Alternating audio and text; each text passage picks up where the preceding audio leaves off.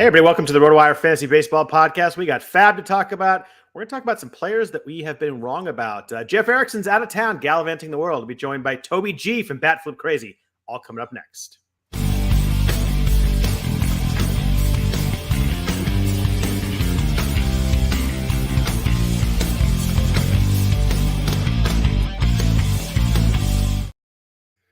Hey everyone, welcome to the RotoWire Fantasy Baseball Podcast. I am Scott Jenstad, joined as not as always on Sunday nights. Usually it's Jeff Erickson. We got Toby G from Bat Flip Crazy tonight. Really appreciate him joining us. If you guys could please rate or review the podcast, it goes a long way to us helping us there too. Toby, it's good to see you. Good to join you. One of the if anybody doesn't know Toby, one of the more accomplished NFBC players, at least the last like 3 or 4 years. Really good player, really good guy. We saw each other and hung out in Vegas a little bit. So I look forward to seeing that. There's already people in the chat that are fired up that Toby's here. I never get anyone in the first minute that's fired up that I'm here, so that's pretty good. But Toby, how's everything? How are you? And I appreciate you joining. Yeah, thanks so much for having me on, Scott. Fantastic pod that you and Jeff have. I'm honored to be on here. Things are going pretty well. It's a Sunday after FAAB, so I can't complain at all. Sunday after FAAB is always a fun time to talk some baseball and kind of talk everything through here. So let's jump right in. How's your season going so far? We're at like June 12th. We were talking a little bit on air or off air about how it seems like it's not quite the, you move up like 500 spots every day. Like things are a little more, if you have a good week or bad week, you can tell, but things are solidifying a little bit. I mentioned to you that it wasn't really a great week, but my team didn't really move that much. That's a pretty good sign that some of these stats that we've banked already are starting to matter. Yeah, for sure. I mean, my season's been okay right now. We were talking before and, I'm just kind of hanging around. I have one team in my 2 main events. I have one team that's in second place, 52nd overall. I have another one that actually jumped 50 spots today with the Stripling and Springs outings. That was a nice couple of starts from Ross Stripling. That's a nice pick. I assume you picked him up last Sunday. I did. Yeah, I actually didn't even have him at the top of my bids. I actually had Connor Pilkington there, and then he got the rain delay, which kind of messed everything up. But I lucked out in that one, got Stripling, got those 2 starts, which was really nice. And I need help in ratios. That's where I'm kind of the worst in that league. So it jumped me up 50 spots to 97. So I was very pleased so that I could say I had 2 top 100 teams when I came on the program today. I was going to say, you say season's kind of going okay. 2 teams in the top 100 of the main event is a really good place to be on June 12th. I always say that you just want teams that got a chance to make a run in the summer. It sounds like you got 2 things going there. So that is nice. The one at 52nd overall, that's the one that's in Jeff's league. Yeah, that's the one in Jeff's league. I'm 2nd overall. The only problem is I'm behind John Posma. So I don't love my chances moving forward, but it's a really solid team. The pitching is really good. The hitting is all right. So I'm hoping that as the season progresses, just trying to grind those plate appearances and hopefully make up a little bit of ground. And that was the Byron Buxton at the max pick that Jeff and I have talked about a bunch. And last week I was like, maybe he's not so upset about that, but Buxton kind of woke up this week and he's back to being a great value where you got him.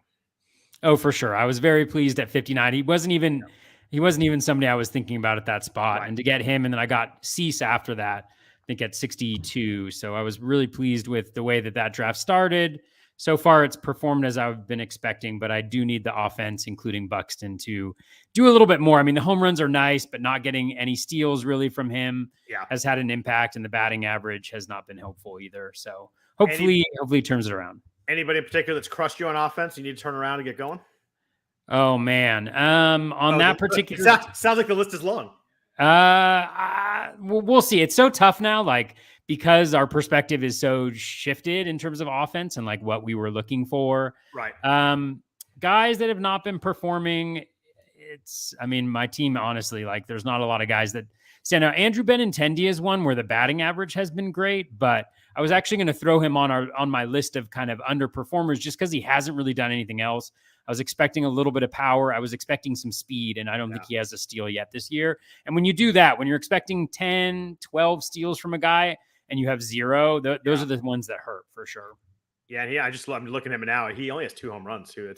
You're right though, 308. It's just been a really quiet 308. So helping in the batting average, but I don't know. You got to think new ball, maybe a little warming up in Kansas City. Maybe we'll get him going. But it seems like a couple of teams woke up this week. The Braves have won 11 games in a row, kind of making a little bit of ground on the Mets, 5.5 back. The Phillies won 9 of 10. Yankees are still on fire. They've won 4 in a row, 9 out of 10 there too. It seems like New York's the place to be. But there's only 2 teams in the majors with 40 or more wins, and both of them reside in New York. Do you think both teams are as for real as they've shown so far? I mean, I think the Yankees definitely, they're obviously playing incredible baseball, but with the pitching staff that they've put together, obviously with Cole leading the way, but then you think about Nestor Cortez, who's been amazing, and we keep on expecting him to kind of fall off, and he's had 1 or 2 hiccups, but nothing major. Severino's back. Tyone seems to be back. Yeah. And then Jordan Montgomery has been incredibly solid with very little run support. So you look at those 5 and it's just those aren't matchups you love to see your hitters facing any day of the week. So Yankees look really good. I think if the Mets can kind of keep it together while their rotation struggles and while they don't have guys healthy, which they've been able to do, I think they can be really good too.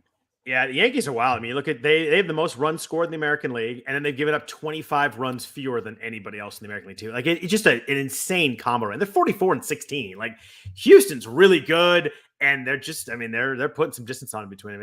It's been wild. It'll be interesting to see if that pitching staff all holds up, because it's just cycling through. There's never a day where like, oh, I get to face this guy. And even if you do get to the starters a little bit, you know, Michael King comes in, Clay Holmes has given up like 1 run all year. The bullpen's really good too. They're fully stacked right now in every way. Yeah, absolutely. And Clay Holmes has been a revelation back there in the back of that pen, and has allowed some other guys to struggle. Did you score any Clay Holmes? I have Clay Holmes in an OC. I have an OC that's like top 200 in second place right now, which is kind of a theme for me, is second place right now. But that was I'll be in first in June 12th anyway. Second place is perfect. Just kind of chill and get ready to make your runs. It's funny you say I have an OC that's like 35th overall, and I'm like, you think you like be way ahead, and John Paz, what you mentioned earlier, is like a point behind me. It's like it's just a ridiculous spot to be in. But I picked up Max Muncy in that league. He was available. Obviously off the IL, had the home run where they walked Trey Turner in front of him on Friday night, I think. But I went like 70s for that. I just first, second, third eligibility, hit 36 home runs last year. I kind of figure that's one of those spots where maybe it's worth taking a stab, because in an OC, like that might be a difference maker. Yeah, he was actually on the wire last week for me, and I put in a bid, I think, of $30-something. I'm pretty low on FAAB. I went pretty hard early on to try to get some difference makers that I don't think ended up being difference makers, like Josh Lowe, one of those. Yeah. So, but yeah, I missed out on him, and it was disappointing because he hasn't been great this year, but he's Muncy, and I love those guys who are kind of struggling first half of the year, maybe get dropped, but when you look under the hood, things aren't as great as they usually are, but they have a certain talent level they've established. And as long as they're healthy, they'll get close to it at least. Yeah. I mean, you stick a guy in that lineup too. It's hard to not fall into stats at some point, but let's look ahead to next week. It feels like with the kind of week we had off at the start of the season, we're getting a lot of weeks with a lot of games. We have 3 teams with 8 games: Washington, Philly, and Seattle. 9 other teams with 7 games. The Dodgers are the only team with 5 games. Did you find yourself kind of attacking any particular offense this week? Like, schedules you like to stream? I know that, Seattle and Philly, we mentioned, have 8 games. The Padres are going to Coors Field. The Rockies are home all week. When you're doing your FAAB this week, are there any like teams you were really kind of targeting in on? There really wasn't. It felt like a week where I should have been doing that, but every single team at least it felt like they either had their established stars and they had platoons that weren't really working out, or, just guys that I didn't want to roster. It's like Abraham Toro, on the Mariners, for instance. I'm like, do I want to go there? Do I really want to go there? And it ended up being that, somebody else with 3 or 4 games was a little bit more interesting to me. So I kind of got guys from a variety of different places and not really focusing too much on any particular teams. How about you? Yeah, I mean, and I kind of look at it if anybody's like streaming or playing in a daily league. Like, I love Toronto this week. They get 4 against Baltimore, but then 3 against the Yankees. They're all at home, but the Yankees pitching will be a tough weekend. But you got to love 4 against Baltimore in Toronto. It's gonna be nice. The Padres is probably the best setup. They are 4 against the Cubs, and there's nobody on Cubs pitching staff right now that scares me at all. I mean, Stroman's on the IL. Hendricks has been brutal. I think you can face everybody there, be pretty happy. Then they go to Coors for the weekend, and there's obviously nobody you're scared of there. Plus the environment feels like the Padres, have made a run at the Dodgers here. They're a half game back. The Dodgers got swept by the Giants this weekend. We kind of looked at the NL West like a couple weeks ago, like that's over. The Dodgers pulled away, and Dodgers are up 3.5 on the Giants, half game on the Padres. So this could be a week where the Padres make a pretty hard run at the Dodgers. I think the Padres are going to score a lot of runs this week. Again, you kind of mentioned like all their hitters are mostly rostered. Jurickson Profar was there in a couple on lines, but has been taken. Now he's hitting leadoff. But I think the Padres are a good one. Seattle has 8 games at home, Minnesota and LA. Although I think Joe Ryan and Sonny Gray are going to face both of them this week. But I was kind of with you. So many teams play so many games. I was kind of looking for the better players, the better hitters, rather than trying to maximize schedule. Yeah, for sure. I mean, the Padres was nice, but I was like, do I want Nomar Mazara? And I decided not to go there. So let's, that's a good segue into FAAB. I found FAAB to be really hard this week for starting pitching. You're a good starting pitching guy. So I just to see who you were looking at, who you're looking to pick up, but it felt like a week to me, like maybe get some middle relievers, maybe rely on who I have. Jason Alexander and Andre Palente for the Brewers and the Cardinals are kind of some names that people are looking at. Pitched well this week. What were you looking at in terms of like any starters that really jumped off the page? We'll talk about kind of the week or 2 steps coming up. Are there any starters that you were attacking on multiple teams you really liked this week? Because I had a lot of trouble finding guys that I felt good throwing out there this week. Yeah, there wasn't a ton of guys. I had Nick Martinez available in a couple leagues, but didn't end up getting him on the Padres. Looks like he's going to get a start against the Cubs this week. He pitched really well against the Rockies the week before. The guy that I actually went after the most, and I ended up getting the most, mostly uncontested, which isn't surprising, was actually Braxton Garrett of the Marlins. That was he had a good start this weekend. He had a good start this weekend. I kind of like to look at the skills of a player to figure out whether I'm interested in him or not. I know with Garrett, the thing that actually caught my attention first is that Eno did his update on The Athletic of his pitching plus metrics. And then when I sorted by pitching plus, the number, I think 5 or 6 guy on the list was Braxton Garrett. It goes Gaussman, Cole, Woodruff, Eovaldi, and Garrett. Now, I'm not saying that Eno supports this pick or anything like that, but that kind of jumped off the page. Those are the types of things I'm looking for. When I looked into kind of what he'd done so far, he has a 14.2% swinging strike rate, 19% K- walk, 43.2% O swing. So a lot of the metrics that I'm kind of looking at, he checked the boxes on. That's not to say he'll do that consistently moving forward. He has the Mets this week, which I didn't like, but he has at home against the Rockies next week, which I do like. And then he'll have a 2-step. I haven't even looked to see far enough out, like what he'll have there. But the Marlins have done some great things with pitchers. He's up 1 mile per hour from his previous stints in the majors. So I'm hoping that I'll get a little bit lucky and get him. So I got him in a few places. Do you start him against the Mets this week, or is that a buy for the next week after? I think it's a buy for me, especially at the Mets. Like if it was home against the Mets, I think I might be willing to go there. I'll have to do a little bit of research just to see like how do the Mets do against lefties, but they generally crush against everybody. So I'll probably wait until that Rockies start. I'm fortunate enough where outside of maybe 2 or 3 places where I had to pick up like a Zach Davies, who's home against the Reds and then has a nice 2-step next week. Like there's a couple of those that I have to move forward with, but not Garrett anywhere, I don't think. Just don't tell your wife you picked up Zach Davies. She won't be happy with that. I know. He unfortunately, he remarkably looks decent, like the Zach Davies of old. Yeah. The 2-step for Garrett the week after is at St. Louis and at Washington. So probably one scary and one pretty good there. But I think that's one that as long as he pitches well against the Rockies, I think you throw that for sure. Yeah, for sure. And it's just one of those things where you want to get a little bit more data on a guy. I want to see him a couple times, especially against a good lineup, see if those metrics hold up or if it's just kind of 1 or 2 starts that he was able to maintain it. So we'll see. It should be interesting.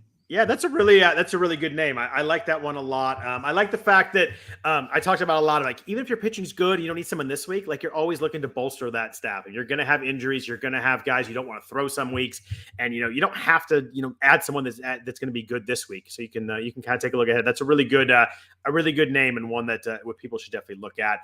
If you did need a 2-start pitcher this week, it was ugly. If you're looking to get wins, some strikeouts, Mitch Keller has 2 starts at St. Louis, San Francisco. Like I have bad history with Mitch Keller, so I kind of stayed away there. Taylor Hearn, Kyle Bradish in Baltimore, Justin Steele in Chicago, but facing the Padres and the Braves. The A's call up Jared Koning, and he might pitch, but he's going at Boston. And then home Kansas City looks good, but like I don't want to throw anybody at Boston right now. Was there anybody that you liked with 2 starts this week? And again, even with the 1-start guys, I had a lot of trouble finding anyone I really wanted to throw this week and felt comfortable with. Yeah, not really. I mean, I think of the guys you mentioned. Keller is an interesting name. Yeah. He's actually has a pitch mix change. He's moved from a 4-seam fastball pretty exclusively. He's added a sinker recently. And while the skills haven't been great, the results have been better. So that'll be interesting to see how that works. I mean, I had a lot of hope for Keller. I had him on a couple big leagues heading into the year because of that velo bump. I was expecting some improved results. Definitely did not get those. I think out of all the guys you mentioned, though, maybe Bradish. I don't love the Toronto start, obviously. I think that's the challenge. You don't have anybody who's got 2 good starts, but the Rays at home doesn't worry me too much. When you look at his metrics, he's pretty good, like just from a K- walk, swinging strike. The O swing's right around league average. So is the in zone contact. So I think out of everybody, probably him, but I wouldn't have gone there. That's one of the reasons I like to go pitching heavy early on, is so that I don't get pushed into too many situations where I have to go with guys like that. Although for some reason I always do end up doing that occasionally. I mean, you're gonna have some weeks where you've got some holes and you need a 9th pitcher or something like that. But it's funny because in like the first 6 weeks, everybody's like, "Well, I told you guys not to go pitching heavy," because there are people throwing everybody out there and they're throwing gems, and that's shifted the last 4 weeks. There have been a lot of landmines out there. There've been a lot of really, really bad starts from some good pitchers too. But a lot of these fringy guys, a lot of these streamers, like Ross Stripling is the one that didn't get blown up this week, but a lot of these names we've talked about, Jeff and I have talked about, the last 3 weeks, like, maybe you can get by with this guy. They have gotten crushed. Yeah, it's not pretty. And I think it's important, like, to just that's what I love about season long is you have to think about the long term. So, even when the season started off as it did, with the humidors being put into every single ballpark, we're now starting to see that shift. And as you mentioned, the depth and the waiver wire is just ugly. And I've made some mistakes recently where I don't think I fully appreciated that. I think in one of my leagues, I ended up in one of my 15 teamers, I think I dropped Marco Gonzalez just because it's been tough. I haven't really had him in my lineups for a few weeks now. And I had a little bit of a roster crunch and I got rid of him and he went for close to $100 this week, despite another not great start, And so it just shows you how thin things are right now. It is. I'm going to go a little self-serving here and ask you a question because you're so good with pitchers. Where are you on Blake Snell right now? I'm going a little off script here, but I have him in a couple of 12 teamers. Pitched okay today. How do you feel about him? Obviously, he had the injury to start out with. He's back now. We haven't seen like any really great starts, but they're good enough where I'm like, I'm going to keep throwing this or keep holding on to this. Where are you on Blake Snell going forward, if you don't mind me going off script a little bit there? Yeah, not a problem. See, it looks like he had a pretty good game today. He did. Just looking at the metrics, like really quickly, swinging strike rate is still nice, 13.1%. O swing nice at 33.6%. 31% is around league average. He isn't dominating in the zone like he usually does. He has the highest in-zone contact rate he's had in his career, only a 13.3% K- walk rate. So I always want to check out the velo, but the velo looks like it's there. And the pitch mix seems to be pretty similar to what it has been in the past. So that makes me encouraged just because he hasn't lost any velocity. Yeah. He's throwing the pitches similarly. The slider is still nasty, 24.4% swinging strike rate. Changeup is still nasty, 25.6% swinging strike rate. The 4-seam fastball seems to be the one that progressively over the last, 4 years has gotten worse every year. And that seems to be the case this year. So probably struggling with his fastball, but he looks solid to me. Nothing concerning. It's funny. I see the ERA and WHIP every week in a 12 tier. I'm like, well, maybe I can use this spot to cycle through some guys. There's always people available in the 12 teamers, right? Like the 15s are tough, but 12 is like, you always got someone available. And every time I look, I'm like, I still kind of like what I see from everything else besides, the main fantasy stats. So I've held the walks worrying me a little bit. I think he's at like 13%, something like that walk rate. And that's, maybe that's coming off the injury, a little rust and the weird spring training and then he got hurt. So maybe it's just kind of cycling in. But I do like him going forward. If he was available anywhere, I'd certainly pick him up right away. And my thought process is like, if I pick him up that fast, there's no way I'm going to drop him. But it's sometimes in the 12s, it's tempting to, those fringy guys at the end of your roster. You see some interesting names. There's always way better names in the 12s. But I was curious there. That was pretty good for me putting you in the spot right there. That was a pretty good wrap up on Snell without knowing it was coming. Yeah, well, I try and I enjoy those things. It's almost like you do this regularly. Yeah. Well, the walk rate is interesting. The zone percentage is really low, like 34%. So much lower than it usually is. And that really strikes me as like guy who didn't have spring training. Right. He's still kind of trying to work out the kinks and can't really get it over the plate right now, which is always painful. Like, when you have a guy who it's hard to watch strikes. Yeah, it's the worst. So it's funny that the reliever market was kind of wild in April and then really kind of calm in May. It was very, the whole like, I'll just get saves in FAAB did not work in May. There were not a lot of names out there. I feel like this is the first week where maybe that relaxed a little bit. We have some names that people were bidding on. The first one, I guess, would be Tanner Scott in Miami. I got 2 saves this week. Anthony Bender has been hurt. Dylan Floro is back now, pitching pretty well, but they haven't used him in that spot. They used Tanner Scott for 2 different saves this week. I guess, do you think that they'll use a guy? Do you think it would be Scott? And how do you like him as a pitcher? Yeah, I mean, generally, I think the Marlins have shown in the past that they're willing to stick with one particular guy. I think Mattingly has actually said that he wants to have one guy, but they've just been such a mess in that bullpen. I mean, Bender was never really that good. He started off last year really good, but the skills kind of eroded and never came back. Scott is really interesting. He wasn't available in any leagues that I was after in any of my 15 teamers. He was available in a 12 teamer, but I didn't want to go high with him just because I have Clay Holmes and Josh Hader on that team. But Scott over the last 10 games has been absolutely phenomenal. Yeah. You might have to put, if I share these numbers with you, you might have to put that explicit stamp on the podcast. Yep. But over the last 10, he's got a 69.2% in zone contact rate, 40% O swing. So 10% better than league average or more in both, a 33% K rate. Oof. Only a 7.7% walk rate, which is huge for him. Big number just because he's always struggled. And then his swinging strike rate is essentially 20%.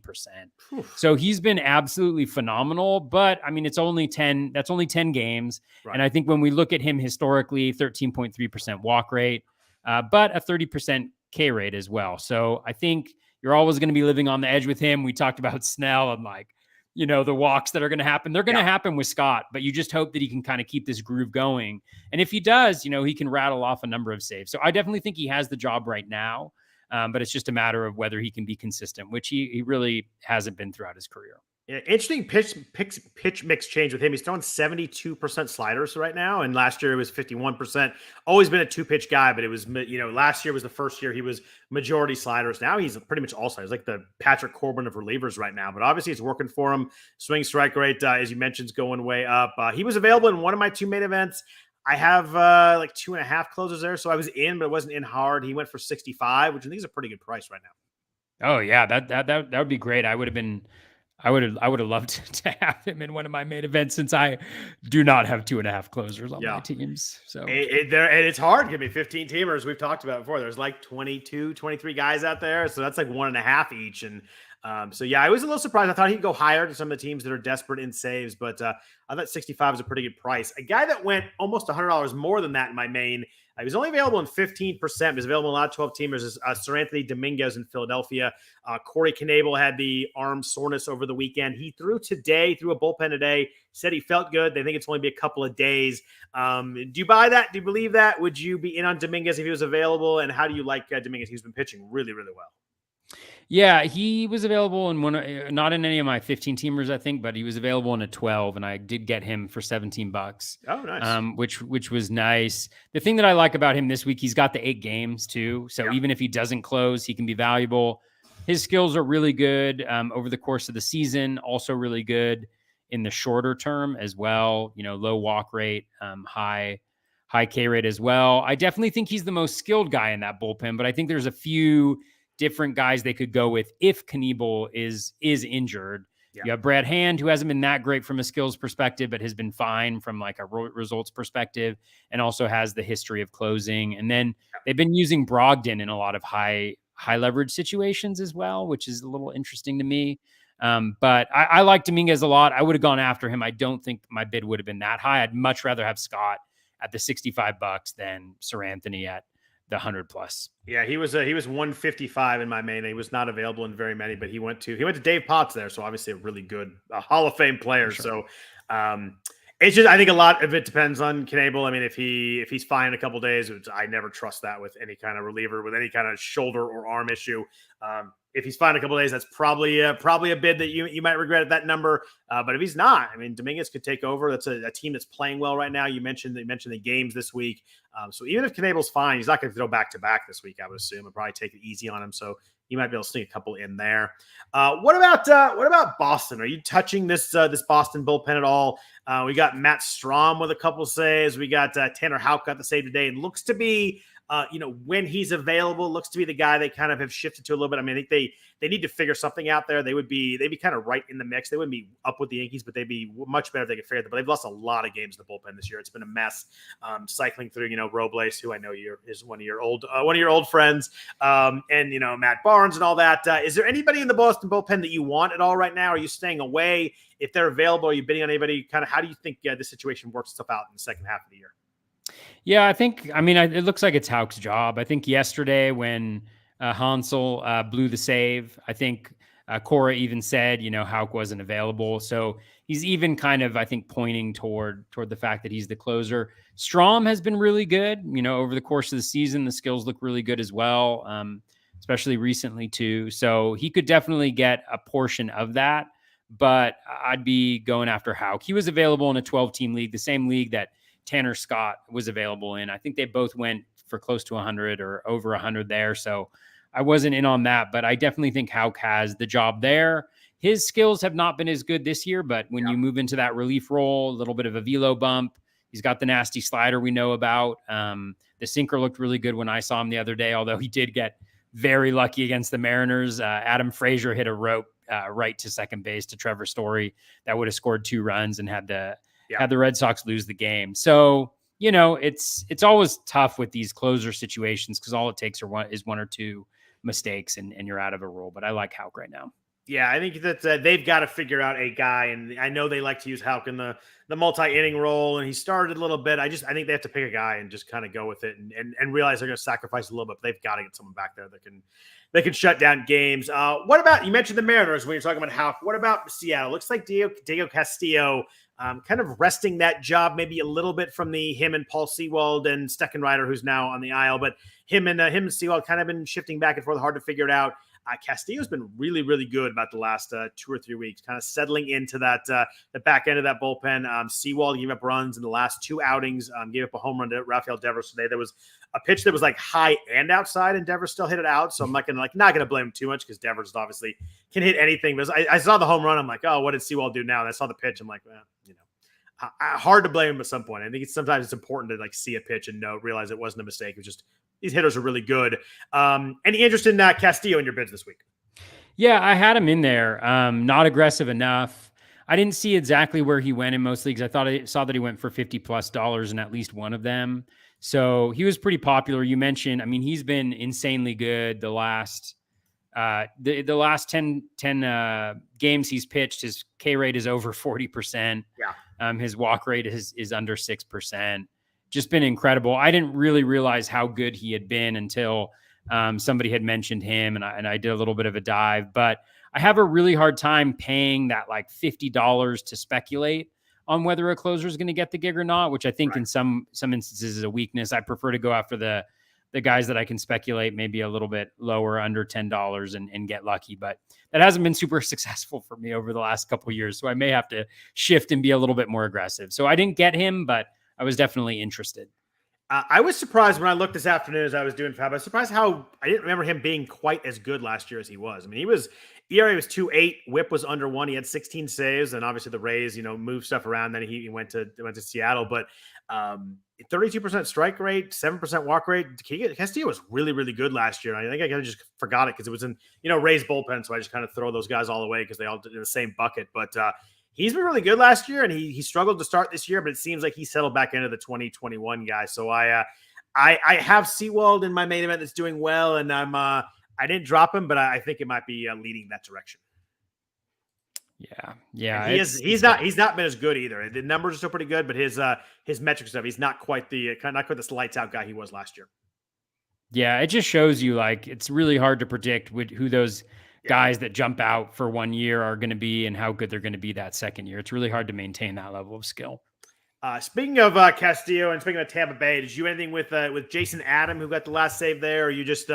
I'm mostly a stay away from Tampa Bay. I get too frustrated trying to figure it out, and I pick someone up and they throw in the fourth inning and would come in with one out and that sort of thing. Did you do anything with Jason Adam this week? I didn't do anything with Jason Adam. I did have Matt Weisler on very low down on a few lines just in case all of my bids didn't work out. But Tampa has just been moving it around this year. They haven't really focused in on one guy, even when Kittredge was healthy. I expect that to continue to happen. I think the nice thing about Adam, the skills are off the charts. So many of the Tampa relievers, it feels like their skills are off the charts, although they go back to guys like Ryan Thompson, whose skills are not off the charts. But, who knows what's going to happen there. And it's really hard. It's hard to have a reliever, especially in like a main or something like that you're really not sure how often they're going to pitch, and they may get 3 strikeouts, 2 strikeouts in a given week. It's tough. Yeah. And if you have a guy who's not fully closing, at least you want him throwing the 8th inning so you can kind of sneak in some wins in there. I mean, that's Seawald, someone like that doesn't pitch nice pitches the 8th. So at least you get a win on Saturday. So the problem with the Tampa guys is they might come in the 5th and you just have there's no way to get a win or a save. And that makes it really, really tough. Last bullpen I want to ask you about, since you're wearing the hat of my home team, Danny Jimenez, who was a really good story the first 6 weeks or so, has really struggled lately. AJ Puck has pitched well. I don't know if the A's want to let him give saves and mess with his free agent pricing and arbitration, all that kind of stuff. That's who I would have close if I were them. I know they like him kind of in a multi-inning role. The A's were up 3. They actually were winning a game, which is surprising enough in itself.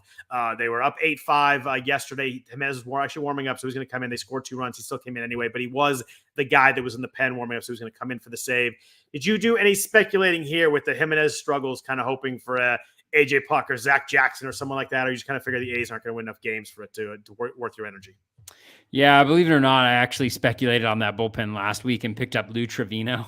I picked up Puck last week. Okay. Yeah, I picked up Lou Trevino. It did not work out well this week. I think he gave up runs in both of his outings, including 4 runs in a third inning. So he actually had looked great. I mean, 50% K rate Trevino had since he had come off the IL, which was very impressive. So I was kind of sucked in again and hurt with Puck. I mean, it could definitely be him. I think I agree with you. I tend to think maybe a little bit too much about like the, the arbitration impact. But when I dove into Puck last week, I was not super impressed with the skill. Like his swinging strike rate is 8.1%. K rate is 18.6% over his last 10.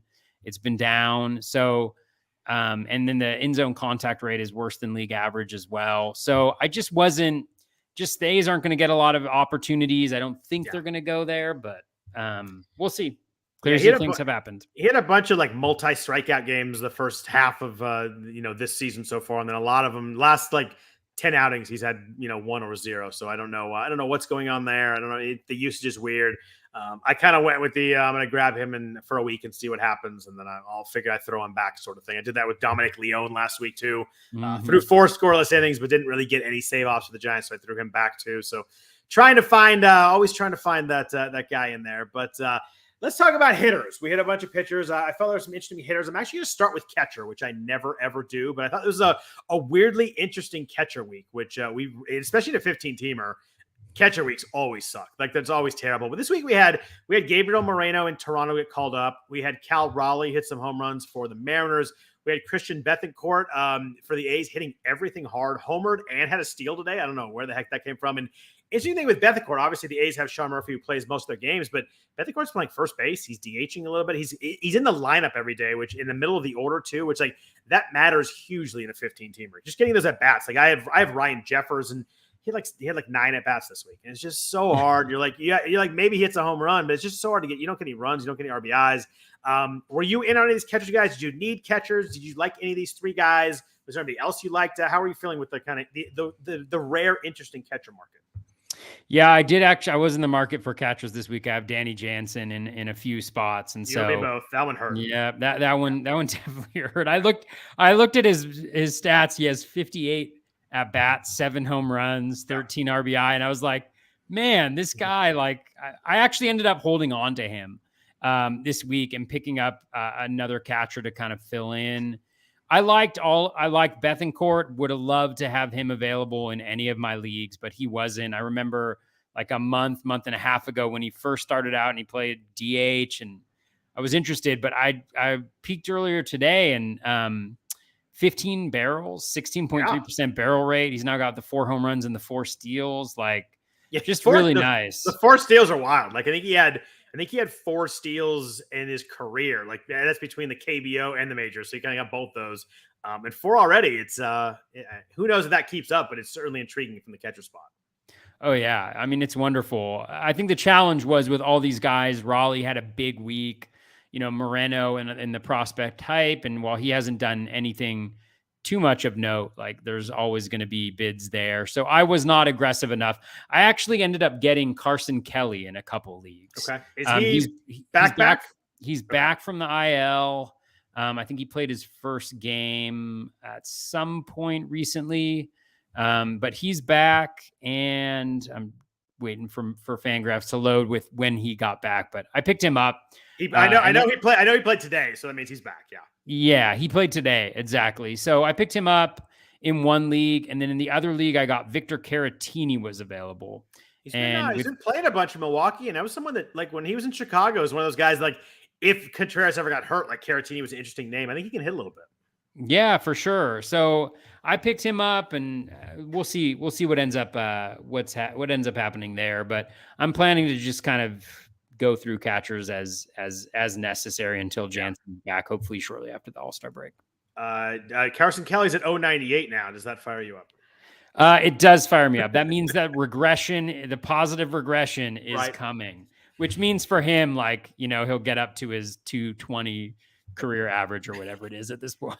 He has 1 extra base hit in 66 plate appearances, which is odd because, I mean, you say what you want about him. He had 13 home runs last year, at 18 in 2019. Like, he's had some decent years where he hits the ball a little bit, but it was rough going. Maybe some health and some rest. Maybe we'll see the old school Carson Kelly a little bit. Yeah, I certainly hope so. I mean, we're not. You're talking about Cal Raleigh having a big week, but he's still hitting. I think he's still hitting around 200 also, or not even 168. Yeah, so it's rough. I mean, that second catcher spot is tough, and I mean that was the Jansen problem. It's like he's in that lineup, he's hitting well, like it's great. Let's just roll with that. I actually I dropped Jansen when he first got hurt and picked him back up, and then it was nice again. And then I actually dropped him today. I just couldn't see myself holding the third catcher. I might regret that though. If it's the second half, if Jansen's good, I'll probably end up regretting that one.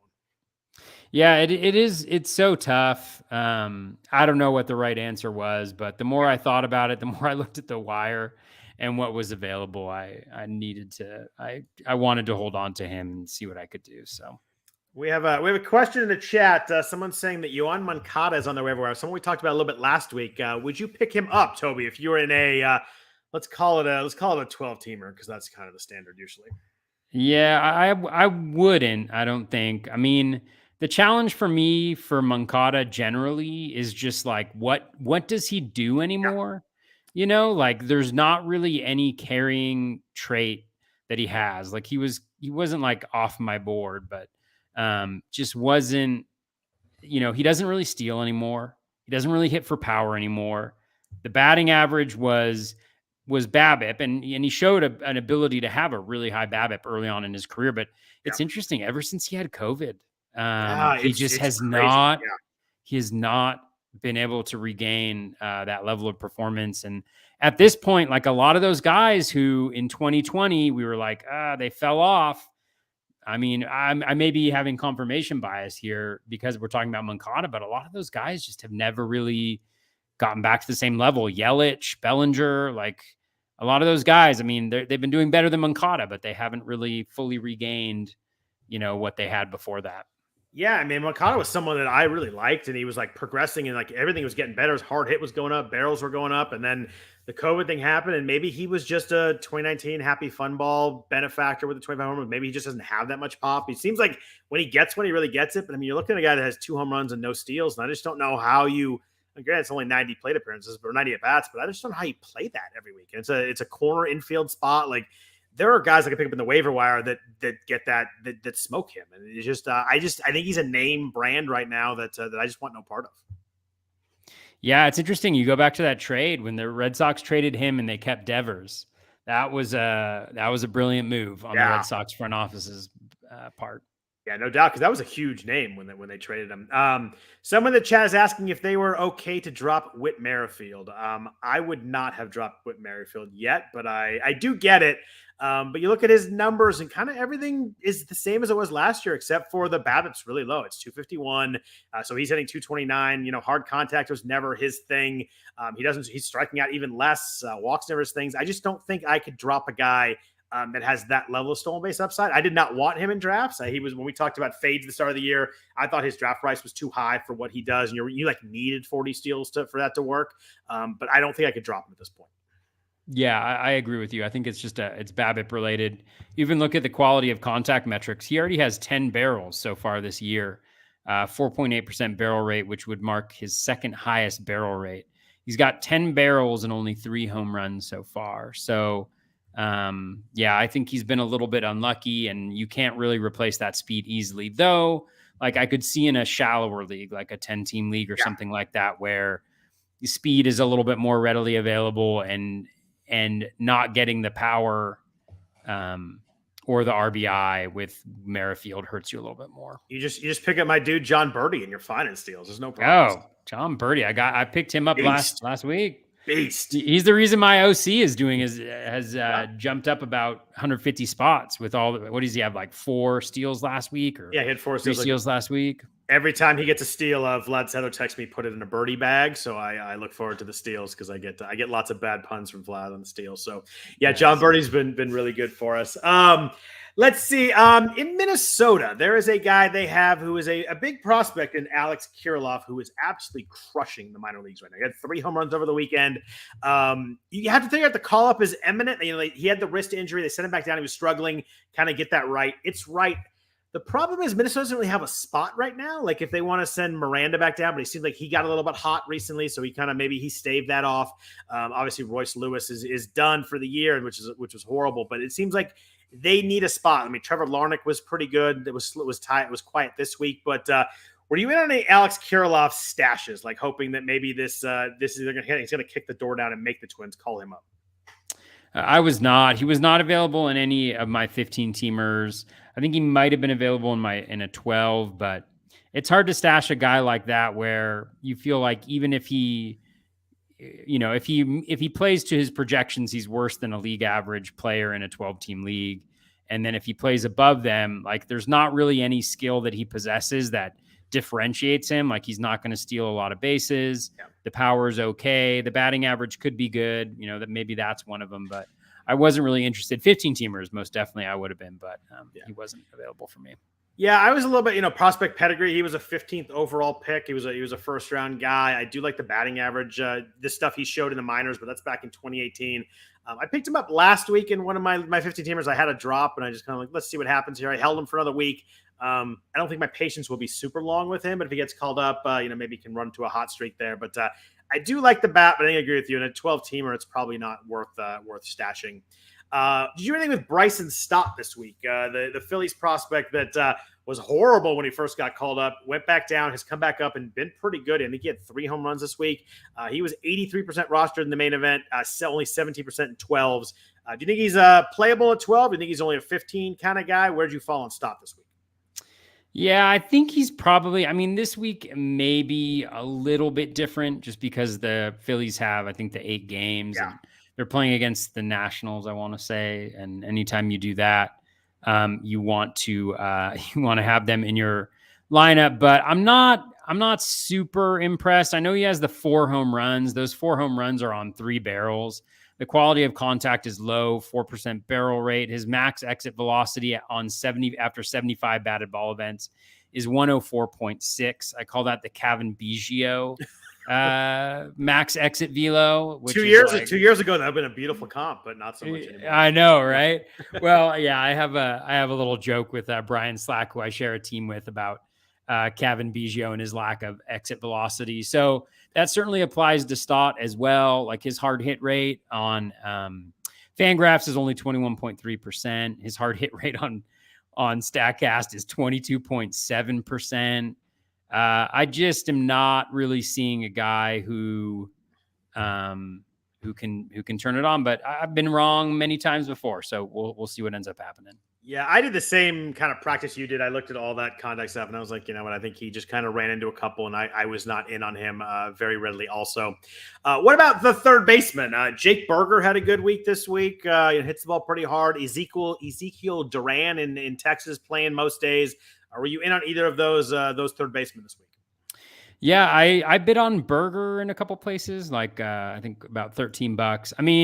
Right now he's just on a pretty nice little heater, but he does have the 14 barrels, 16.1% barrel rate. He's got the really nice max EV close to 115, but he's also got the 346 BABIP that is obscuring his 30% K rate. So I think it'll come down, but you just try to pick up guys like this when they're on a run. Hope you get some good matchups. They have Detroit this week, so who knows what'll happen there. Duran surprisingly was not available, I think, in any of my 15 teamers. I have way too sharp of people in my leagues at this point, but he's interesting to me. Yeah, One thing that I do a lot of times with prospects is I'll just look at what their projections are, and a lot of the projection systems have him over the course of a full year, 600 plate appearances, as a 16 homer, 12 steal guy with a decent batting average. Yeah, and so that's the median projection. He can always outperform that. So it's a really nice balanced profile. I like it a lot. Do you have a certain projection model as like your go-to for that kind of thing? Whenever I can, the Bat X for hitters. Okay. And then I generally, like in season, will look at the Bat for pitchers. I think Steamer is a little off on the prospects. Okay. If you look at them, they're always much higher than the other systems so far. And I think the research that I've seen shows that they have been over projecting rookies. I think most rookies outside of Julio Rodriguez, and I'm sure I'm missing a couple other ones, have really struggled. So yeah, I tend to look at the Bat generally, but I'll compare the systems and see kind of what they're looking for. Julio Rodriguez is insane, by the way. Oh, I know. Wow. I was in a league, my last draft of the season, he got picked with the first pick of the 4th round. And I was just like, I cannot believe that. That's unbelievable. Talk about hype. And now look at him. How many steals does he have? Like 17 steals. Like, I didn't even know he was fast. Right? I knew he was projected for like 10 steals or something like that. Like, unbelievable. Yeah, now he's starting to hit for average and power. It's funny, my main event that's doing well was the night before the season. So it was like the hype was fully on. Everybody knew he was making the roster, and he went in the like late 7th round in that one. It just and I had picked 12, and he went 7.11, and it was one of those ones where like 5 picks away, I'm like, I'm not even gonna look at the screen because I don't want to see his name pop up. And I was like, oh my god, he made it to 3, 4, 2. And then he went. So that was one of the, like, if I had him on that team, like we could be really talking about something right there. Cause that would have been a huge score kind of as late as he went at that time of the year. And those 19 steals, I'm looking to see, I took Jose Altuve there. So it probably has worked out. It's been okay. Altuve's been pretty good. So it's not like I, took someone really bad in that pick, but boy, that would have been a fun guy to have on that team right now. Any other hitters that you were after this week that maybe we haven't talked about? Is there anybody that you kind of liked, just for a week, or was hot, or you like as a long-term kind of stash play? Anything else on offense in your, maybe say your 15 teamers that maybe I'm missing that you like this week? Yeah, I picked up Diego Castillo of the Pirates. The other Diego Castillo. The other Diego Castillo. He's played every day, I think, in the last like 8 or 9 games. There's a few lefties that are coming up. They have 4 games over 3 days against the Cardinals, which isn't like the best team to line up against, but there's, I think, 3 lefties in there, I want to say.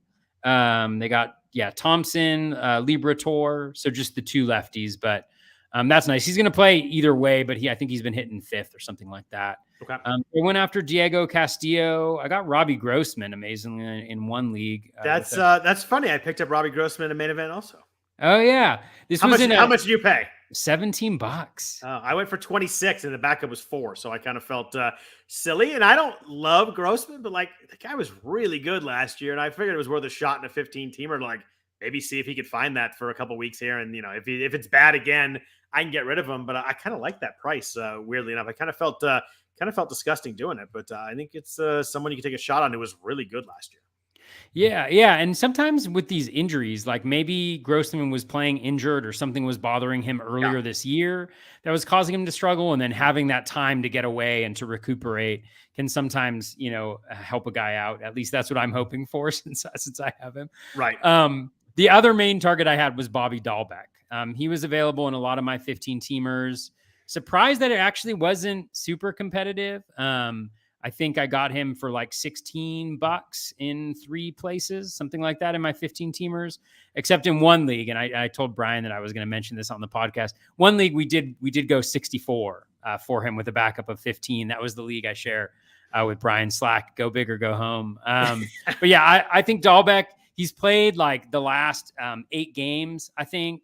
Franchi Cordero has really fallen off. It seems like Dahlbeck's taking it over. Before the season, if you had said Bobby Dahlbeck is going to have a 27% strikeout rate this year, you would have been jumping for joy. And it just hasn't worked out for him yet, but he's getting in a groove. We've seen what he can do. He hit 3 home runs, I think, this last week, but it was a little obscured, I think, because they were all solo shots. So he didn't have that huge game that really gets headlines. So I'm really hoping that Dahlbeck can kind of take that next step and bring some of the power that I'm missing on some of my teams. So let's hope that happens. I dropped him a couple weeks ago. I just finally had to do it, and I think that I'm going to end up regretting that one. I dropped him last week too. I had one league where I dropped him last week and picked him up this week. So it was 2 weeks ago, and it was at the point where he was playing like 2 out of 6 games. It was more of a playing time thing for me. Like I looked at the strikeout rate too. I'm like, well, if he just strikes out this amount, I think he can be fine. But the playing time wasn't there, and that was the biggest concern to me. Is like it was so hard to play him when he was starting, 2 out of 5, 2 out of 6. So I dropped him. I think I'm going to end up regretting it. I think he's going to be rosterable in the 15 at the very least. Yeah, that was my exact same. That's why I dropped him in the league that I had him, and it's crazy. It's crazy. Just like 1 week can make that much of a difference. Where you go from playing 2 times a week to playing, every single game in a given week. So. Yeah, it's funny. I mean, it's why this is so hard and such a fun hobby / side job that we do here. It's just if it was easy, everybody would do it, and if it was easy, it wouldn't be nearly as fun. It's really damn challenging. These 15 teamers they're so fun because they're so tough. Yeah, I love the 15 teamers. It is a challenge every week. Yeah, I much prefer the 15 teamers. I think there's enough in FAAB where you can make moves, but enough where if you make a mistake, it really does hurt you because in a 12 team you can kind of fix those pretty easily. I think the 15 team format's just great. Yeah. So on that note, let's talk about a few guys before we get out of here that we were wrong about. Every podcast I listen to, everybody wants to talk about what they're right about. I like to kind of get into, what you're wrong about, what you've struggled with. It's only been 2 months, so, maybe you may end up being right about these guys end of year, but I think it's always good to kind of look at your process. Why did you make a mistake in this? What did you miss on this? Because I think that makes at least makes me better the next year. Right? There's a lot of things that I do, and I look at them like, well, I just read that wrong, or I overplayed that stat, or I relied on that too much. Let's start with you, because it's someone that I have in my my main event that is not the one up top, but the one's doing okay. Aaron Judge is having a monster year already. He's hitting 313, 24 home runs, 48 RBIs, 50 runs. All the hard hit metrics are bonkers. He's a 62% hard hit rate, 27% barrel is that will play. Where were you on Judge? I know when we mentioned him when you were starting, you said it was someone you weren't drafting. Were you fully off? Was it just the price that was involved, or were you about injury? Like what was that kept you away from Judge this year? Yeah, I think it's mostly just the Judge profile is something that earlier in drafts, I don't like to go after the kind of power bat where I don't feel like I can rely on the batting average or speed. Okay. Especially the way that I build teams going pitching up top, generally speaking, even more so this year than in previous years. So, the challenge is that all the projection systems love them. And I love my projection systems. Like that's, it's not how I do my drafts. Like I always dig in deeper on a guy, but that will definitely catch my attention. And Steamer absolutely loved Judge. He was like a top 15 overall player in Steamer. And I kind of ignored that and went the other direction. And he's just been incredible. And me and Bubba, who I share a podcast with, we joke around that, ever since Judge and Stanton started doing yoga, it's the yoga narrative for Judge and Stanton, like no injuries whatsoever once they started doing yoga. So I should have known that the yoga narrative would continue and gone with Judge. That's really funny. I have a thread that goes all year long with Rob Silver and Matt Modica and Vlad Sedler. And every time Judge is a homer, there's a yoga comment that goes on at some point. So you guys are not the only ones there. That's really funny that is not just, I figured that was just us that talked about his yoga. That's pretty awesome. I can't take too much credit for my Judge pick because it was one of those ones that was like a fall in your lap. Like there's no way I can't take him here. I like Judge, but I got him at pick 60 in the Vegas main event. So I was at the turn. So I went, 2-3, and then that was the 4-5 turn. And I'm just kind of looking at like, he just kept going. I was like, he's going to get taken. It's one of those ones, like, I'm not even going to look at him because it's going to go 4 picks from now. And got all the way to me. I already had 3 hitters, but it was one of those ones, like, there's no way I can't do it right here. So he's been awesome. He's been huge for me. Teoscar was one of my first two hitters. So that he's picked up the slack there nicely. But so I can't take too much credit. It was kind of an easy, obvious pick, kind of a little bit like your Buxton one. Like there was no way you couldn't take that one. But yeah, I mean, he's been awesome. I just hope it's all on health, and it's always with those guys. But yeah, dude's been unbelievable so far. I mean, he's got 100 combined runs and RBI already. Great. It's nuts. And it's just every day. It's like if he doesn't homer once, he homers twice. It's Matt's got the Point Break gif ready for Judge. It feels like every night. But one of my guys, since you mentioned someone that has been great that you weren't high on, Shane McClanahan's been a big miss for me. It's funny because he had his debut last year against the A's, and I watched this guy. I'm like, holy crap, this dude's unbelievable. Like the stuff, he's throwing 98 with tail on it. I'm like, this dude's nasty. Like the eye test. I wish I had trusted that. I think I got a little bit sucked into like how much hard contact he gave up last year. And I think that's probably a spot where I rely on too much. I missed on Shane Bieber a couple of years ago because I was like, he just gives up so much hard contact. And I realized that, especially with the guys his first year, like I just don't think that's sticky enough over 1 year. Maybe I'm overplaying that a little bit, but he's been awesome so far. 1.87 ERA in 72 innings. Strikeout rates up 8%. Walk rates down 2.5%. And that hard hit rate, what I was worried about, is at 45%. Now it's at 33.5%. Barrel rate, what I was worried about, 10.7%, is down to 7.3%. I just thought his fastball was really hittable when I looked at the numbers, and it hasn't been at all. But, fastball in 2021, 573 X slug. Whiff rate was under 20%. Now it's like 29%. I just missed on this one. I dug deep, and I just dug deep for the wrong stuff, I think. But, yeah, taking Trevor Rogers in that Shane McClanahan range is something that's really, really hurting me. Yeah. I mean, McClanahan, if it makes you feel any better, I have 0 McClanahan this year, and I had him. I very rarely bid high bids in FAAB. And I bid over 250 for McClanahan in a couple spots last year and was really pleased with having him throughout the whole year. But yeah, I was worried about the innings. He'd gone from throwing so few innings to last year where he just had a massive jump in the innings. And so I was concerned about that, and the batted ball quality. Like having had him on the team last year, he was great to have as a free agent pickup, but he was also maddening because he'd go up against the Orioles and then just get BABIP'd around, and like just it couldn't really pull it all together like he has this year. And it's just been, he's unreal. He's just been unreal this year. How are you with like hard contact and barrels with pitchers? Do you, how strongly do you play into that? Does it have to be like multi-year? You see kind of the consistently having trouble with that? Is it something that, did that worry you on McClanahan? Cause I feel like I miss on those sometimes. And I over worry about that. Yeah, I don't generally, but there are times when I'm concerned. Like I remember 2 years ago with Max Scherzer in the shortened season, he got hit around really well. And like BABIP was high, but he was also giving up home runs. You have the age factor in. And so I was off of him and he had an absolutely fantastic season. So it feels like I still haven't learned my lesson that I shouldn't focus as much on that. But I think it is really hard, especially when you have a guy on your team and you experience that. Like, I feel like it's something that sticks with you. So, we're always trying to get better. And if they did get hit really hard the next year, then you'd be like, well, I saw it happening. So, and it's funny because that happened with Robbie Ray, like that 2017 season, he was so good. And I'm like, it just can't work with how much hard contact. And you take that plus the walks. And McClanahan didn't have a ton of walks last year. It was okay.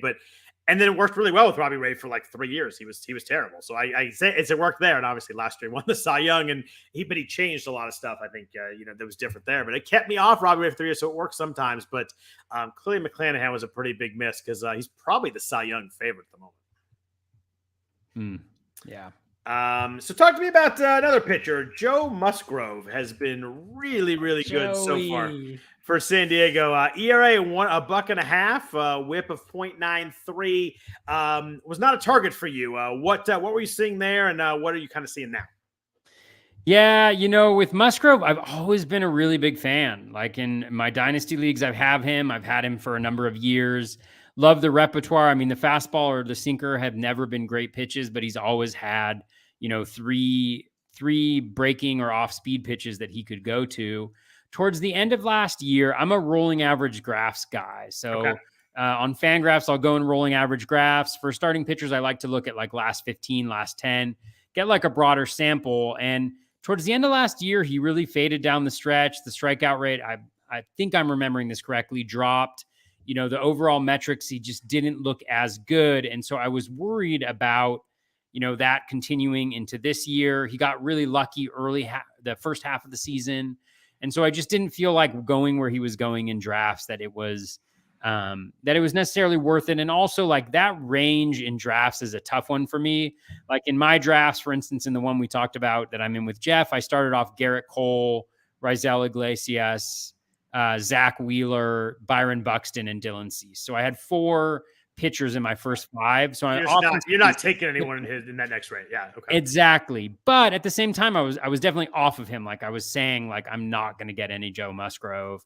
And what I should have been paying attention to was the velocity. The velocity was up second half of last year. Actually, I haven't even looked to see if it's up this year, but I think anytime a guy has like a velocity increase towards the end of a season, I'm always, I guess the velo's down a little bit this year. But like towards the end of last year, he had a little bit of a velo uptick. And so oftentimes I'm like so focused on the skills, like I forget that the general premise is the thing that changes a guy's talent level is velocity and pitch mix changes. And if you see a change in skills and you don't necessarily see a change in one of those things, chances are it's just a run of bad luck, or he faced some tough matchups, whatever it is. And over the longer term, it will even out. And I think I kind of forgot that with him in that instance and focused a little bit too much on the short-term skill instead of kind of everything that he had going for him with both the pitch mix and the team, being on the Padres, being on a good team. I think that's something that you have to factor in more and more with wins being so vital. It's funny you mentioned Wheeler was your accountant. You're talking about guys. He's just among the elite now, right? Like he's just unbelievably good. And there's no like, it's so funny for a guy that was like so dead in the water with innings and injury concerns. Like he's just a horse right now. Like he's just so damn good. It's painful actually because he was. I had him up there. Like I would have taken him back half. I did take him in DCs at the back half of the first round. Oh, wow. Really wanted him. And then he had the shoulder issue early on. That's right. Yeah. And so I actually, the only reason why I ended up getting Wheeler in my main event, and I'd be doomed if I didn't, was because everybody that I wanted didn't fall to me there. Story didn't fall to me at 32. Tim Anderson didn't fall. Iglesias went. I was expecting to get him at 32. You took him at 29. Right? I took him at 29. Yeah. And so I really got lucky still to get him. I have him on a bunch of DCs, Wheeler, but man, I have no problem drafting him in the first round next year, assuming like health and everything like that. He just is incredibly good. I have a lot more faith in him. Pretty much every pitcher, including Garrett Cole, on my rosters at this point. I was gonna say, would you take Cole 2 again if you had to draft again? Because I think I would. I think he's still so good. Yeah, I probably would. I think I would. I mean, like Burns is really good too. Yeah. And I think, the one thing that I feel like I have a better hold on now is just the difference in kind of the leagues and the opponents that guys are going against. Although Cole's had like a pretty decent run against some pretty bad opposition, which he really dominated. So I think the thing for Cole, though, the volume, the strikeouts, they're huge. The wins on the Yankees, those are things that are really hard to replicate. Yep. So I still think I probably would, but I don't think he's going to go as high next year unless, things kind of change. So I'll just draft him middle of the first round. Yeah, I was going to say, if you take him 8, that would work really well. But yeah, you went Wheeler $3 and 4. That probably didn't happen on many teams. Yeah. I know it was, I really lucked out with Wheeler. It's been a real pleasure having him on my teams. I'm going to stay with pitching just because I enjoyed talking to you about pitching because you're really good with this stuff. Tariq Skubal was a guy that I looked at pretty closely in draft season. I talked about it on podcast as someone that was a pretty big fade for me. I just didn't see it. I didn't like what I saw when I looked deeper. He had not been good in his first 2 seasons. ERA last year was 4.34, WHIP was 1.26. Again, it's a guy that I've really worried about the sort of contact he was giving up. You look at his barrel rate last year was 14%. Like it was absurdly high. His fastball just got crushed at all times, and I just didn't think he could pitch with that fastball and be successful the way he was pitching. Hard hit rate was 45% last year. He shut me up pretty good, although he got smoked today, which helps my case a little bit. But still, ERA is 2.71, strikeout rate's up to 27.7%, walk rate's way down to 4%. He's not walking anybody anymore. Swinging strike rate's up a little bit. Where were you on Skubal to start the year? Do you think this is going to keep up? How would you kind of project him the last 3.5 months here? Yeah, I was with you, Scott. I was nice. totally off of Skubal. I remember doing the analysis of him and just looking at the pitch mix and not seeing how he could do it because the 4-seamer was so bad, but the sinker had such a low swinging strike rate and it was such an ineffective pitch as well that I just couldn't see him doing it. I mean, I'm guessing I did not get to watch a lot of baseball today, but I'm guessing he gave up maybe some home runs today. Is that what happened? Because I know he gave up 7 hits and 4 runs, but as you're talking, okay. Just one home run. His home run per fly ball is 5.2% so far this year. Yeah, so there's no way that's not sticking. Yeah, that's not necessarily going to stick. I mean, the things that I do like 12.2% swinging strike rate, the O swing, the walks you mentioned, 35.4%. What's interesting is the Z contact is actually worse than previous years. 85.5, which I'm guessing is because he's throwing the sinker now more than the slider. I mean, the home runs are low. The walks seem, abnormally low as well. That 4% is like an elite rate. So I think that goes up a little bit. I think the home runs per 9 go up a little bit, but he still seems like a really good pitcher. And so I must have just missed it. I don't know. I don't know. And the velo's not up. Like there is a pitch mix change where he's throwing, I think, the slider more. Yeah. He threw 43% fastballs this year. He's at 28%. Or last year, he's at 28% this year. So he's throwing that pitch a lot less. And I think you guys aren't sitting. You guys were sitting on it last year. I mean, his slugging percentage on his 4-seam fastball was 6.11. Like he just got crushed. It's 3.27 right now. So obviously he's doing something right. Throwing it less is working. His sliders from 23%, now it's 30%. But still, it's a 23% whiff rate pitch. Like it's just, I still don't really see it as I look at him more. Like I wouldn't take him that much higher right now than I would have 2 months ago. Maybe I'm just being stubborn, but I still think that we're going to see some hiccups and some rocky performance from Skubal before we're done here. Yeah, the changeup is actually looks like the thing that's taken the real step forward.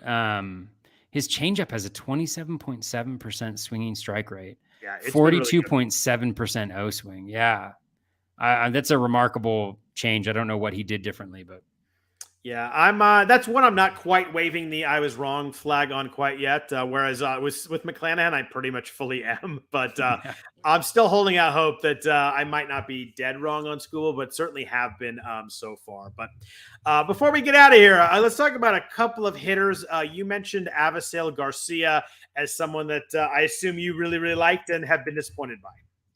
Yeah, I mean, I was just looking the other day.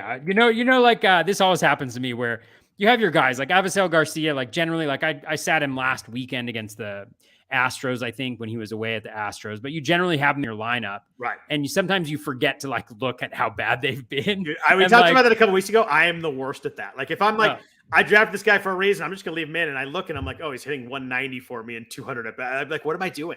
Yeah. That's and every year I'm like, I will never do this again. And then you're like, what am I going to do? Take him out of my lineup? Like who's better? Yeah. But man, he's got almost 200 plate appearances, 17 runs, 14 RBI. He's got 3 home runs and 3 steals, which are fine. But I just saw him as, I just thought the contact rate's way down for him this year. God, it's so ugly. He's striking out a career high by a pretty good amount. Yeah, everything is down. It's interesting. I wonder what is going on, but I mean, I saw him and I was just like, this is perfect. We've always wanted Avisail Garcia to have playing time, and now he's going to play every single day. The projections liked him. He's got a sneaky high batting average regularly. He hits for power. He's got really nice quality of contact metrics. He steals bases. I was like, lock it in 2010, 260 plus batting average. I wanted him everywhere. And he was actually one of those guys where I only ended up with him in one of my big leagues because he was just that guy who, always goes a little bit before you're ready to take him. And the only time I got him was when I really jumped him up. I think I got him in the 130s just because I was like, I need at least one Avisail Garcia share. And it's just a reminder, your guys have their values and you just got to stick with it. So, I mean, I still expect him to have a much better summer. I think he'll be fine moving forward, but it's really hard to recover from being this bad for a third of the season. So Javier Baez has the second worst swinging strike rate in all of baseball. Do you know who number 1 is? Avisail Garcia. Avisail Garcia. I would never have. He's 22%, more than Baez. Chris Taylor is third. I wouldn't have guessed that either. Wow. And then Adolis Garcia. So clearly Garcias have not worked well. And then Cole Calhoun. 2 Texas guys in the top 5, but Garcia ahead. I mean, 22%. I mean, that's wild. Usually he swings and misses a bunch. I mean, he's usually like a 17% guy, but 22% is massive. And he's someone that I kind of always thought was like, oh, he's just easy. Toss him in there, he'll be fine no matter what. And it's not been that way at all. No, it's been incredibly painful. So are you continuing to start him, Toby? Not this week because he's got the hand injury. Okay, that's right. That's right. Yeah. So I had to find a replacement for him, but yeah, he would still be in there. The thing is, the waiver wire, it's a dime a dozen. It's very rare that you can actually get a difference maker. And so even when you look at Avisail for the rest of the season, the projection has him at 12 home runs, 6 steals. So I was not hoping for 18 and 9. I was hoping for the higher side of that, but that's not going to hurt me as long as that batting average evens out. So hopefully as the weather warms, as the pitching gets worse, he will get better and be successul. So you're not quite waving the "I was wrong" flag on that one yet either. I don't know if I'm waving the flag or not, but he's not going to be as good as I thought he was going to be. I'll say that. A hitter that falls in there for me is Joe Adell. I think I just talked myself into him the last 2 weeks of spring training. I felt really good about myself when I took him in the 15th round in Vegas. I was like, this is going to be a difference maker. He was I think he was stealing a couple bases in spring training. And I was like, oh, maybe I think I just talked myself into him, which is a terrible thing to do at some point where you just kind of get away from what you're normally looking at. What do you feel about Adele kind of going forward? This is a guy that's a huge prospect. I mean, he might have even been a top 5 prospect at one point. I think he was, if he wasn't even number 1. He just, the swing and miss is just, I think it's just at the point it's just killing him. He's 34% swing and miss in strikeout rate in the majors, but he's 32% in the minors. So it's not like he's going down in the minors. He's hitting some home runs, but it's not like he's going down there just killing pitching. He hit 222 in his 88 plate appearances at AAA, so he wasn't very good there either. He got called back up this week when Taylor Ward won the deal, and they sent him back. They sent him packing this weekend. Do you think he needs a change of scenery? Do you think this just swing and miss is too much? Do you think that we are going to ever see a stud star Joe Adele? Because I kind of don't think we're going to.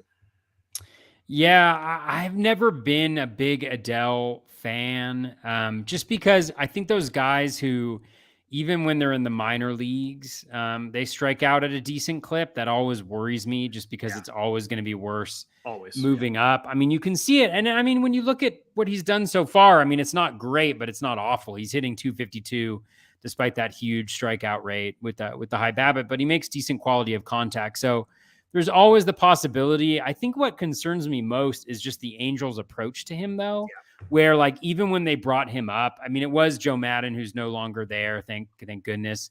Yeah. But the way he was like, he's only going to be up for 10 days. As soon as Ward comes back, he's going to be replaced. And how much more confidence they had in Ward than they had in him. That makes a guy like every at bat he thinks he has to homer, right? Like it's just like, I got to prove myself now, and it's just, you can't play that way. Yeah, absolutely. So I don't know what it is, but I'm not a fan. I think it's also really tough. Like spring training for hitters is really challenging, I think, to really figure out who's real and who's not. Because I know he had a really good spring, but then you look at those like equivalencies where it's like, oh, he was going up against AA pitching or, whatever. Like you just never know who they're going up against in there, which I think is one of the traps of spring training a little bit. Yeah, I was just, it was just a miss. And I just, I think I talked myself into him. It's a 15th rounder. So like, it's not going to kill you and you can be fine there. Did you see the Joe Madden story today, by the way? But is he getting a mohawk? Apparently he got a mohawk on the morning, like to try and break the losing streak, and then he got fired. So the team never ended up actually seeing it.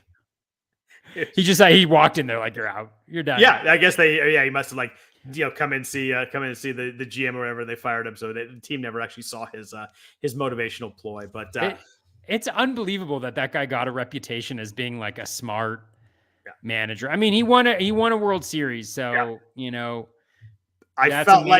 that's amazing. But oh my gosh, the way he managed a team was just.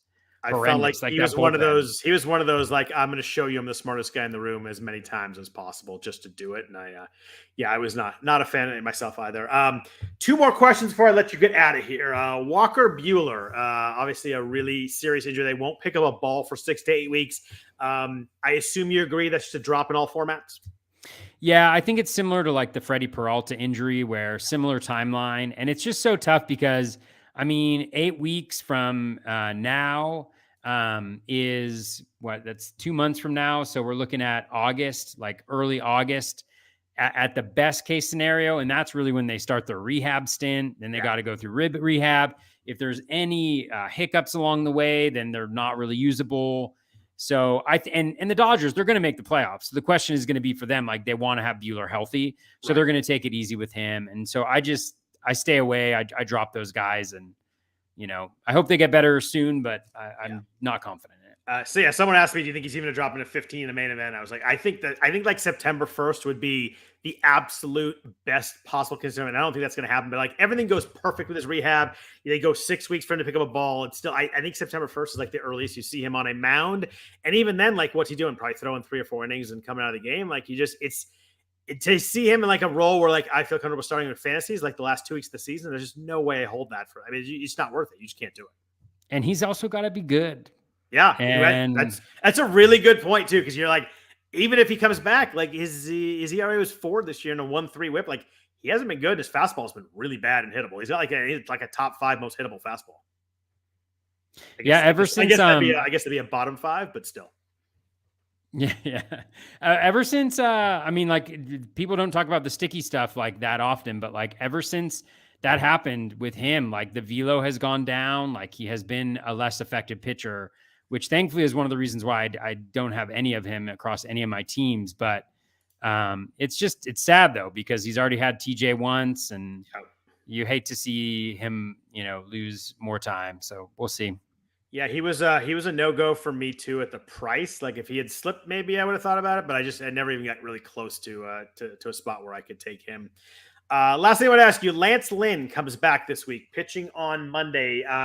A, do you own Lance Lynn anywhere? B, if you have him, are you throwing him? It's at Detroit with the possibility he gets a second start, depending on how Michael Kopech's knee kind of checks out. If they go 6-man, if they rest him, I assume he's probably going to go on the IL. They talked about him pitching next week, but the quote was like, he hurt his knee pop, but he might pitch on Sunday. And I was like, yeah, that doesn't really. So either his leg fell off, or it was very weird. But are you starting Lance Lynn right away off the IL if you have him? Yeah, I generally start players off of the IL unless I have intel that tells me like they're not going to go as many innings. Like I didn't realize that Tyler McGill, I don't know if it was just a pitch count thing or what for him, but I didn't realize he was only going to go about 3 innings in the start this week. And I had him in a couple lineups, and I was kind of disappointed in that decision-making, just because if they're probably not going to get to 5, then the ceiling for what they can do is very low. And the floor is very low as well, like because you can still get lit up in those 3 innings, even though you can't get a win.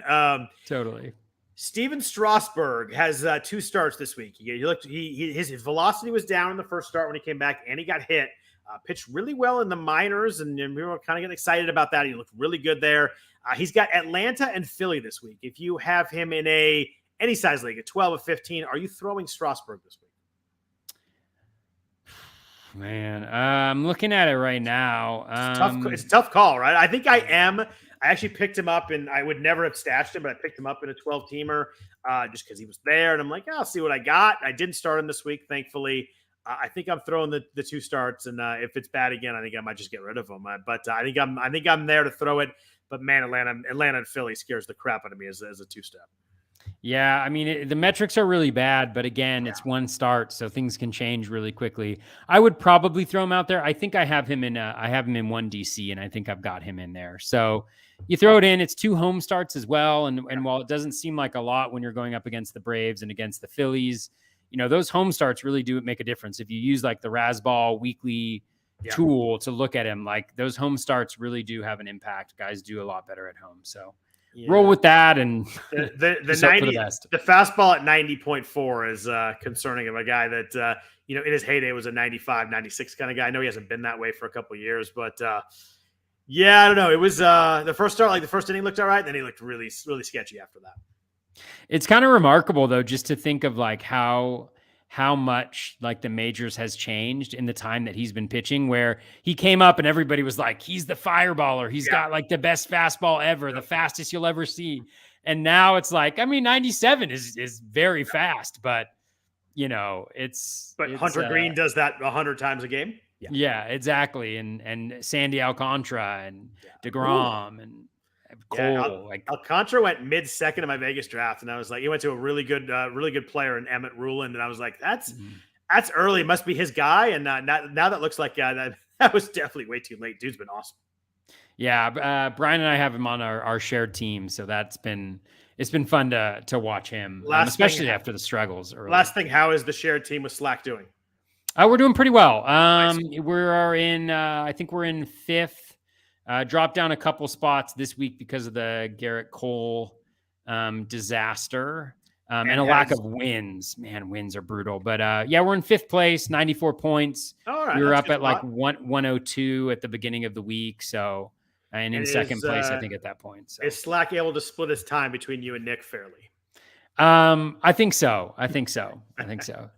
I love Slack and Nick, so I'm just giving them a little crap. Two of my favorite people for sure. So, I had a blast. I got to hang out with both of them in Vegas this year, and it's an auction that we share, and that was a lot of fun. I've never done an auction before, and that was just like it was so fun. So. Yeah, they're great dudes. It's funny. Nick actually knew my wife before I even knew who he was, or before the fantasy baseball world from like the Oakland A's world. So it's fun. Yep.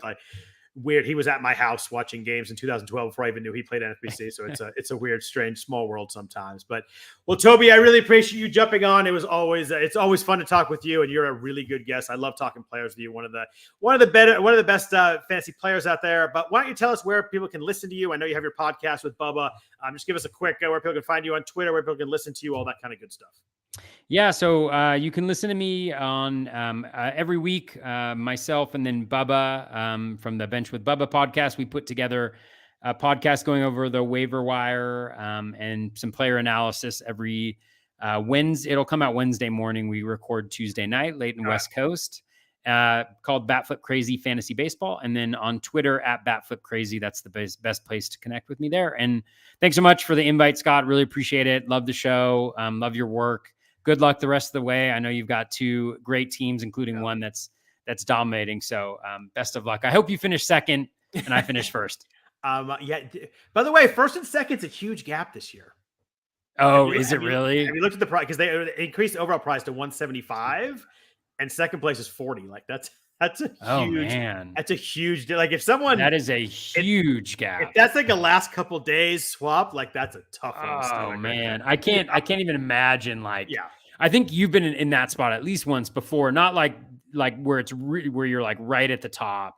I finished I can't even imagine. I finished third like 4 or 5 years ago, but I wasn't like the last week. There was no chance for me to get to first. So it wasn't like that stressful. And it was a lot of money up there where I felt good about it. I think I moved from maybe fourth to third last week. So it felt like I did well last week, but if that's like a last couple of days, and that's a huge difference in first and second. That's going to be crazy. Yeah. It's going to be for sure.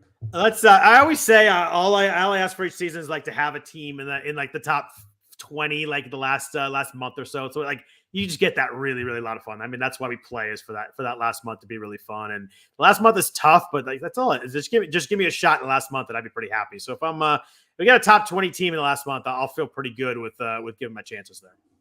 Yeah, for sure. I know you have a lot of people rooting for you. So, well, we got a long ways to go. You've got good teams up there too, and there's so many good players. A lot will change, but like August 15th, I'll start to think about it a little bit, and if we're still up there and have some fun with it. But again, Toby, I appreciate you jumping on.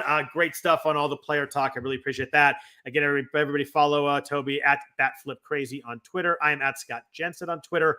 If you want to hit us up for any kind of baseball talk, we'll be there all week. I apologize for the basketball talk from me on Monday and Thursday and maybe Sunday after that, depending on how the playoffs go at the end of the road here. But thanks everyone for listening. Again, please rate or review the podcast. We greatly appreciate that. For Toby, I am Scott. We are out of here. We're back at you next Sunday night. Jeff Erickson will be back in the United States. So we'll be back taping there. Look forward to chatting everybody then. Hope everybody has a fantastic week. Take care.